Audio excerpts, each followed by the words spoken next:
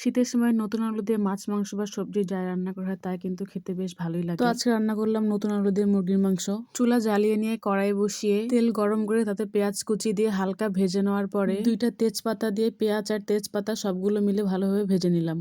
তারপরে পেঁয়াজ বাটা দিয়ে হালকা ভেজে নেওয়ার পরে রসুন বাটা, আদা বাটা ও গরম মশলার বাটা দিয়ে সব মশলাগুলো একসাথে ভেজে ভালোভাবে কষিয়ে নিলাম যেন কাঁচা গন্ধ না থাকে। তারপরে একটু পানি দিলাম যেন মশলা লেগে না যায়। তারপরে নেড়ে চেড়ে দিলাম পরিমাণ মতো লবণ, হলুদ ও মরিচের গুঁড়া। সব মশলাগুলো আবার একসাথে ভালোভাবে কষিয়ে নিলাম। কষানোর পরে তেল উঠে এলে একটু পানি দিয়ে নেড়ে চেড়ে দিয়ে দিলাম কেটে ধুয়ে রাখা মুরগির মাংস।